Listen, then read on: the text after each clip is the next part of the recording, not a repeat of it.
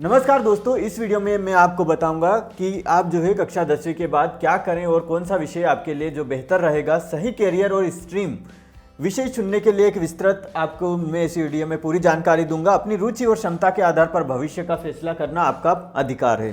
तो यहाँ पे जो है आगे बढ़ते हैं और आपको यहाँ पे जो है सबसे पहला जो बिंदु है, आपको सेल्फ एनालिसिस करना है, यानी कि आपका खुद का विश्लेषण करना है। तो आपको अगर जो 11वीं में विषय लेना है तो उसके लिए आपको सबसे पहले अपने आप से पूछना ज़रूरी है। सबसे पहला जो है यहाँ पे कि आपको यहाँ पे अपनी रुचि कि आपको क्या करना पसंद है। जैसे अगर आपको कोडिंग है, ड्राइंग है के हिसाब से किताब या समाज सेवा का काम करना है, या फिर आपको खेलने में अच्छा लगता है, या फिर आपको पढ़ना अच्छा लगता है, या आपको गणित अच्छा लगता है, या आपको विज्ञान अच्छा लगता है। सबसे पहले आपको ये चेक करना है कि आपका जो है इंटरेस्ट किस में है। तो उसके बाद आपको दूसरा बिंदु जो चेक करना है वो क्षमता। क्या मुझे गणित अच्छा आता है, उसमें अच्छा लगता है, लेकिन उसमें आप क्या गणित आप उसको हल कर पाते हो।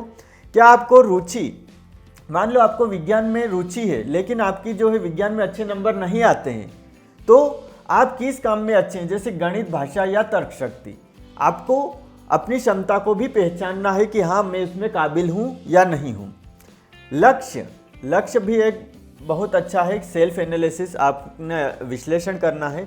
आप भविष्य में खुद को कहाँ देखना चाहते हैं, जैसे डॉक्टर, इंजीनियर, बिजनेसमैन या सरकारी अधिकारी। आप आखिर बनना क्या चाहते हो। तो ये एक बहुत बड़ा बिंदु है कि आपका लक्ष्य क्या है। तो ये तीनों चीज़ें आपको, ये तीनों चीज़ें बहुत अच्छे तरीके से क्या है यहाँ पे समझ में आना चाहिए कि यहाँ पे जो आपकी रुचि है, आपकी क्षमता है और आपका लक्ष्य क्या है। परिवार, शिक्षकों से सलाह लें, बिना दबाव के निर्णय लें। आपको ये भी करना है कि परिवार और शिक्षकों से सलाह भी लेनी है, बिना दबाव के, और निर्णय भी लेना है। तो ये एक बहुत बड़े आपको आत्मविश्लेषण के अगर ये बिंदु आपने सोच लिए तो आप जो है आगे आपका जो विषय आप अच्छे से जो है यहाँ पे चयन कर पाएंगे। सबसे पहले आप देखें रुचि, उसके बाद अपनी क्षमता देखें कि हाँ मैं उसके काबिल हूँ या नहीं। लक्ष्य रखें कि आप भविष्य में बनना क्या चाहते हैं, और अपने परिवार वालों से, शिक्षकों से और बिना दबाव के निर्णय लें अगर आप जो है 11वीं में कोई विषय ले रहे हैं।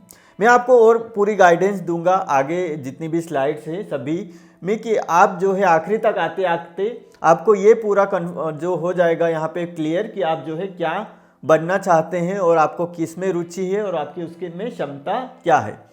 तो ये बिंदु है। इसके बाद हम आगे बढ़ते हैं यहाँ पे 11वीं कक्षा के प्रमुख विषय। तो विषय की बात करें तो प्रमुख विषय है, सबसे पहला जो विषय है यहाँ पे विज्ञान स्ट्रीम है। विज्ञान में फिजिक्स, केमिस्ट्री, मैथ्स आता है। फिजिक्स, केमिस्ट्री, बायो भी आता है, और फिजिक्स, केमिस्ट्री, मैथ और बायो, मैथ्स और बायो, ये दोनों भी आप कर सकते हैं। वाणिज्य स्ट्रीम, वाणिज्य विषय भी ले सकते हैं कक्षा 11वीं में आप, जिसे इंग्लिश में कॉमर्स कहा जाता है। तीसरा जो विषय है कला, मानविकी स्ट्रीम, यानी कि आर्ट्स, ह्यूमैनिटी। अब आप जो है आर्ट्स भी ले सकते हैं 11वीं में।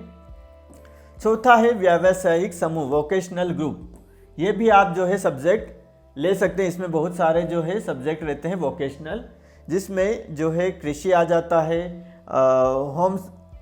होम साइंस आ जाता है, इत्यादि बहुत सारे रहते हैं। तो हम एक एक करके इसको समझेंगे कि आखिर आपका जो है इसमें कौन सा विषय आपके लिए बेहतर रहेगा। तो यहाँ पे अगर हम सबसे पहले साइंस, विज्ञान स्ट्रीम की बात करें, साइंस स्ट्रीम की, तो यहाँ पे आप जो है फिजिक्स, केमिस्ट्री, मैथ्स अगर लेते हैं तो यहाँ पे जो है यहाँ पे इंजीनियरिंग के लिए होता है ये अधिकतर, क्योंकि इसमें जो है फिजिक्स रहता है, केमिस्ट्री रहता है और मैथ्स रहता है, अंग्रेजी रहता है। ये कंप्यूटर साइंस और इंजीनियरिंग के लिए बेहतर होता है सबसे पहले, क्योंकि यहाँ पे जो अगर आप फिजिक्स, केमिस्ट्री, मैथ्स से पढ़ाई कर रहे हो तो यहाँ पे आप जो है बीएससी मैथ्स कर सकते हो, बीएससी मैथ्स से कर सकते हो, और बीएससी कंप्यूटर साइंस से कर सकते हो। अगर आपका फिजिक्स केमिस्ट्री अगर मैथ्स आपका है तो लेते हैं सब्जेक्ट तो इसको अधिकतर जो है मैथ्स बोला जाता है। जितने भी 11वीं में अगर कोई पूछता है आपसे कि कौन सा सब्जेक्ट अगर आप ले रहे हो तो मैथ्स इसको बोला जाता है। अगर आप जो है यहाँ पे इंजीनियरिंग कंप्यूटर साइंस और इंजीनियरिंग में जाना चाहते हो तो यहाँ पे आप बीटेक भी कर सकते हो। BTech bachelor of technology engineering होता है ये, और या बी कर सकते हो, बैचलर ऑफ इंजीनियरिंग होता है। बहुत सारे स्ट्रीम रहते हैं इसमें भी। अगर आप फिजिक्स केमिस्ट्री मैथ्स से करना चाहते हैं तो ये सबसे पहले जो है ये इंजीनियरिंग के लिए होता है, अगर आप मैथ्स से जो है 11वीं 12वीं करते हो तब। अगर आप जो है मेडिकल फील्ड में जाना चाहते हो तो आपको जो है बायो सब्जेक्ट लेना पड़ेगा। इसमें फिजिक्स रहता है, केमिस्ट्री रहता है और बायोलॉजी रहता है। इसमें जो है यहाँ पे अगर आप यहाँ पे जो है मेडिकल फील्ड में जाना चाहते हैं, मेडिकल मीन्स डॉक्टर जितने भी हैं आप बनना चाहते हैं तो ये आपको लेना अनिवार्य है। तो आप यहाँ पे बीएससी कर सकते हैं, बीएससी साइंस।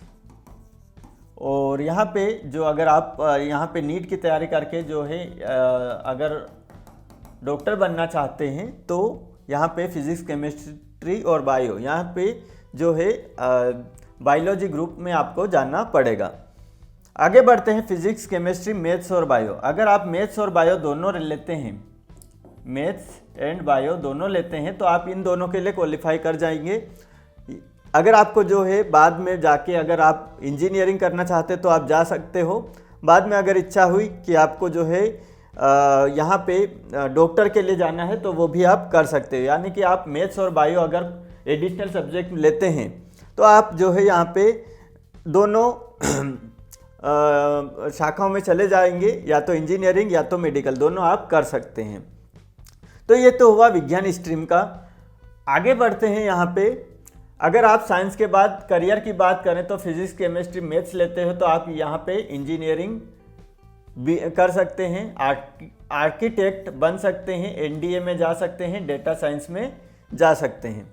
तो और भी बहुत सारी जो है अगर आप जो है करियर में जाना चाहते हैं तो फिजिक्स केमिस्ट्री मैथ्स, अगर आप मैथ्स से 11th 12th करते हो तो आपके लिए अपार भंडार खुले हुए हैं, आप हर जगह जा सकते हैं। और यहाँ पे फिजिक्स केमिस्ट्री और बायो, अगर आप बायो से कर रहे हो तो आप डॉक्टर, एमबीबीएस, बीडीएस आदि बन सकते हैं, नर्सिंग कर सकते हैं, फार्मेसी कर सकते हैं, फिजियोथेरेपी कर सकते हैं। अगर आप जो है प्रमुख संस्थान की बात करें तो आईआईटीज जो बेस्ट रहता है। सबसे पहले अगर आप जो है जेईई क्रैक कर लेते हैं, ये क्रैक करने के बाद आप जो है आईआईटी इंस्टीट्यूट में डायरेक्ट आपका जो है एडमिशन हो जाएगा। All India institute of medical science, ये अगर एग्ज़ाम आप क्लियर कर लेते हो तो यहाँ पे जो है जितने भी मेडिकल इंस्टीट्यूट बने हुए हैं वहाँ पे आप जो है डॉक्टर के लिए पढ़ाई कर सकते हैं। तो ये हुआ साइंस के बाद करियर की बात हो गई है। यहाँ पे अगर आपका माइंड यहाँ पे क्लियर होता जाएगा कि हाँ मुझे बनना क्या है और मेरी क्षमता क्या है। अगर आपके मार्क्स अच्छे हैं लेकिन उसमें रुचि अच्छी नहीं है, आपको उसमें पढ़ने में मज़ा नहीं आता, तो वो विषय आपके लेना बेहतर नहीं रहता है, क्योंकि यहाँ पे रुचि देखी जाती है। क्योंकि फर्स्ट स्लाइड की अगर बात करें यहाँ पे कि आपको रुचि देखना है, क्षमता देखना है, लक्ष्य देखना है। आपका लक्ष्य क्या है, आपकी क्षमता कितनी है और आपकी रुचि किस में है। तो ये तीन चीज़ें अगर मैच हो जाती है तभी आपको वो सब्जेक्ट लेना है, अन्यथा नहीं लेना है। ये विशेष करके आप ये स्लाइड का फ़ोटो खींच लें कि आपको रुचि किस में है, क्षमता किस में है और आपका लक्ष्य क्या है। तो ये सबसे मेन काम है आपका विषय चुनने से पहले।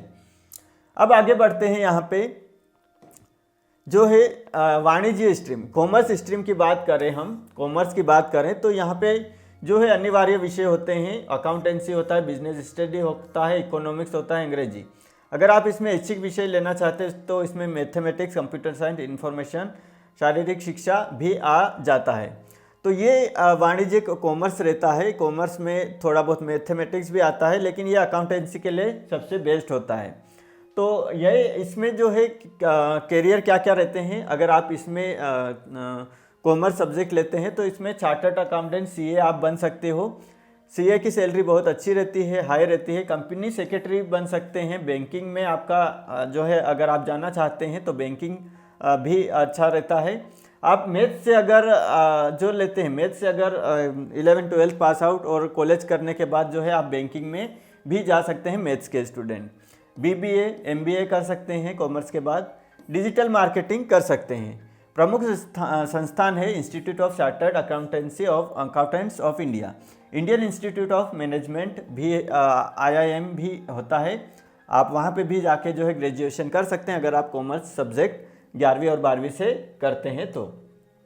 आगे बात करते हैं कला मानविकी स्ट्रीम आर्ट्स ह्यूमैनिटीज़। तो आर्ट्स और ह्यूमैनिटीज़ जो है अधिक जो इसमें इतिहास पढ़ाया जाता है, भूगोल, राजनीति विज्ञान, समाजशास्त्र, मनोविज्ञान। तो अन्य विषय होते हैं जो एडिशनल सब्जेक्ट रहते हैं, हिंदी अंग्रेजी तो रहता ही है 11-12 में। तो इसके करियर क्या होते हैं आर्ट्स के बाद, आप सिविल सेवा, IAS IPS की एग्ज़ाम क्वालिफाई कर सकते हैं और जो है यहाँ पे सिविल सेवा में IAS अधिकारी जो है यहाँ पे बन सकते हैं। तो यहाँ पे जो है IAS जो है आप अगर मैथ्स से करते हो, मैथ सब्जेक्ट 11-12 में करते हो और आप ग्रेजुएशन करते हो कोई से भी सब्जेक्ट से, तो आप ये कोई सी भी एग्ज़ाम है आप उसमें अप्लाई कर सकते हो। ज़रूरी नहीं कि आर्ट्स के बाद ही आप जो है इसमें जो है अप्लाई कर सकते हैं। वकील बन सकते हैं LLB। आप जो है अगर आप आर्ट्स लेते हैं तो आप वकील के लिए आपको पात्रता मिलती है। पत्रकारिता कर सकते हैं, शिक्षक बन सकते हैं, सोशल वर्क। अब यहाँ पे जो सबसे मेन जो है यहाँ पे शिक्षक की बात हो रही है। तो शिक्षक ऐसा नहीं कि आप सिर्फ आर्ट्स जो लेओगे तभी शिक्षक बनोगे, ऐसा नहीं है। आप कोई सा भी सब्जेक्ट से पढ़ाई कर रहे हो, कोई सा भी सब्जेक्ट से ग्रेजुएशन कर रहे हो, आप शिक्षक उसके लिए बन सकते हो। चाहे मैथ्स हो, बायोलॉजी हो, केमिस्ट्री हो, फिजिक्स हो, कोई सा भी सब्जेक्ट हो। आर्ट्स के जितने भी सब्जेक्ट हैं वो जो है आर्ट्स वाला पढ़ाएगा, फिजिक्स केमिस्ट्री बायो वाला है वो शिक्षक फिजिक्स केमिस्ट्री पढ़ाएगा। और जो है यहाँ पे मैथ्स वाला स्टूडेंट जो अगर आपने मैथ्स से क्वालिफाई ग्रेजुएशन किया है तो आप वो मैथ्स पढ़ाओगे। तो शिक्षक एक ऐसा है, अगर आप कोई सा भी सब्जेक्ट से जो है ग्रेजुएशन करते हो तो आप उसके लिए शिक्षक जो है आप बन सकते हो। उसके लिए कोई भी ज़रूरी नहीं है, शिक्षक हर एक सब्जेक्ट का बनता है। यहाँ यूनियन पब्लिक सर्विस कमीशन होता है, ऑल इंडिया पब्लिक सर्वेंट के लिए एग्ज़ाम होती है इसमें, और आप IAS बन सकते हो, IPS बन सकते हो। आर्ट्स अगर आप सब्जेक्ट लेते हो तो, क्योंकि आर्ट्स इसलिए इसमें जो है डिफ़ाइन किया गया है क्योंकि इसमें अधिकतर जो है राजनीति, इतिहास से संबंधित जो है चीज़ें पढ़ाई जाती है, तो वो उसका बेनिफिट मिलता है। हालांकि ऐसा नहीं है, आप कोई सा भी सब्जेक्ट लो, मैथ्स का लो या फिर कोई सा भी कॉमर्स का लो, आप जो है इसकी एग्ज़ाम पब्लिक सर्विस की एग्ज़ाम दे सकते हैं, इसमें कोई भी बाधा नहीं आती है।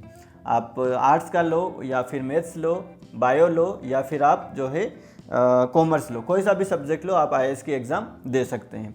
आगे बढ़ते हैं, यहाँ पे व्यावसायिक समूह, वोकेशनल ग्रुप, ये जो है अधिकतर इम्पोर्टेंट हो गया है आज के प्रेजेंट डे में, क्योंकि यहाँ पे जो है ये व्यावसायिक समूह होता है, वोकेशनल ग्रुप होता है। तो इसमें आप जो है इंफॉर्मेशन टेक्नोलॉजी, रिटेलमेंट मैनेजमेंट, पर्यटन, मार्केटिंग, हेल्थ केयर, एग्रीकल्चर यहाँ पे जो है प्रमुख है यहाँ पे, क्योंकि यहाँ पे एग्रीकल्चर और जो है इसमें यहाँ जो विषय है वो वोकेशनल ग्रुप में आता है। और अधिकतर जो है छात्र कृषि जो है लेते हैं, जो कृषि में जिनका रुचि होती है, जिनकी इंफॉर्मेशन टेक्नोलॉजी, रिटेल मैनेजमेंट, पर्यटन में जो है जिनकी रुचि रहती है, तो वो भी 11th में लेते हैं और 11-12 करते हैं और उसके बाद ग्रेजुएशन करते हैं। मार्केटिंग में अगर जिनको इंटरेस्ट है, हेल्थ केयर में, कृषि में जिनको इंटरेस्ट है, तो ये वोकेशनल ग्रुप में आते हैं। तो इनके फ़ायदे, जल्दी नौकरी लगती है, स्किल आधारित शिक्षा होती है, कम खर्चा और प्रैक्टिकल ट्रेनिंग भी उसमें होती है। तो ये वोकेशनल ग्रुप बहुत सारे होते हैं, ये मैंने चुनिंदा लिए हैं। आपको कितने जो भी जितने जिसमें भी आपको 11-12 करनी है, वोकेशनल ग्रुप बहुत सारे रहते हैं, आप वो उनकी जो है लिस्ट देख सकते हैं ऑनलाइन। आगे बढ़ते हैं दोस्तों, यहाँ पे जो है सही विषय कैसे चुने, सही स्ट्रीम आपको कैसे चुननी है, तो मैंने पहले ही बता दिया है आपकी जो फर्स्ट स्लाइड में कि अपनी रुचि देखना है, किन विषयों में अच्छे अंक आए हैं वो भी आपको देखना है। भविष्य का लक्ष्य तय करें, यानी कि आपको रुचि देखनी है अपनी रुचि प्लस भविष्य का स्कोप प्लस यहाँ पे एक और चीज़ है कि आपका जो है यहाँ पे क्षमता